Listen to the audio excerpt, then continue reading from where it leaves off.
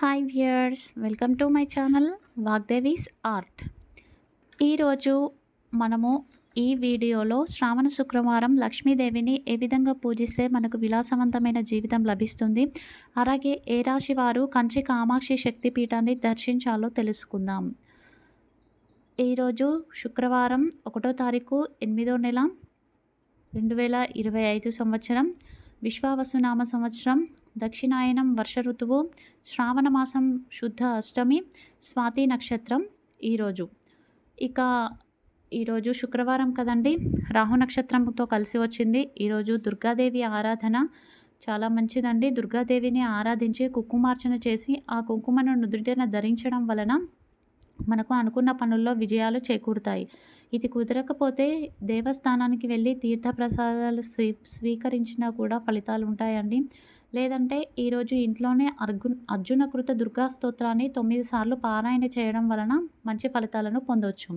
ఇక ఈరోజు దత్తాత్రేయ స్వామిని పూజించడం మంచిది అండి. ఇంకా దుర్గా పూజ వలన కూడా సంతానం లేని వారికి సంతానం కలుగుతుందని ప్రతీతి. ఇక ఈరోజు 2వ శ్రావణ శుక్రవారం అండి.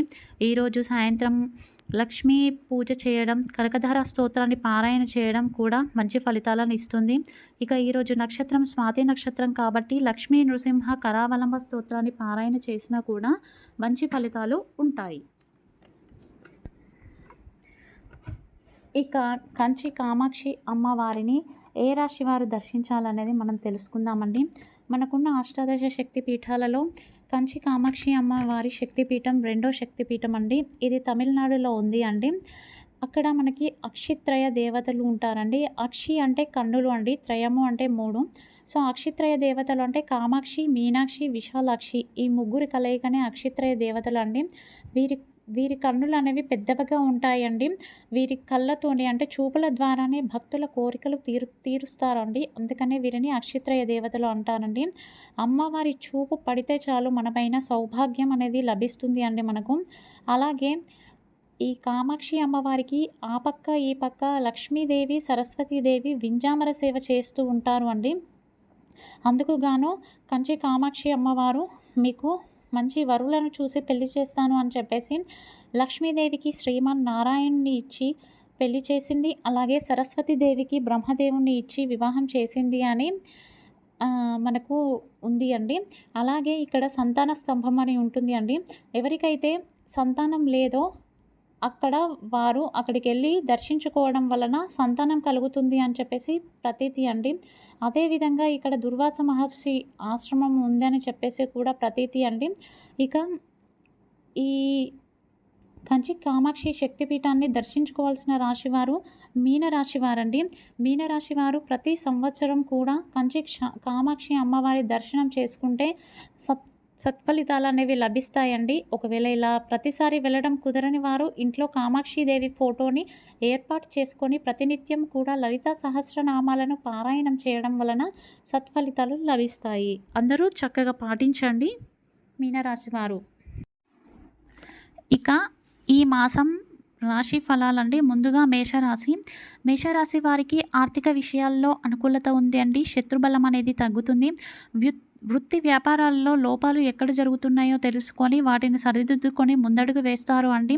తల్లి తరపున వారి నుంచి లాభాలు లభించే అవకాశం ఉంది అండి.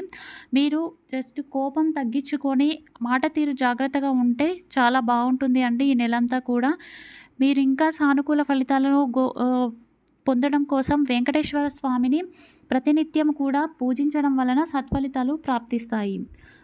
అదేవిధంగా తదుపరి వృషభ రాశి అండి. వృషభ రాశి వారికి ఈరోజు ఈ నెల అంతా కూడా సానుకూల అవకాశాలు ఉన్నాయండి. ఈ నెల అంతా కూడా బిజీగా ఉంటారు. క్రయ విక్రయాల్లో కూడా సానుకూలత ఏర్పడుతుంది.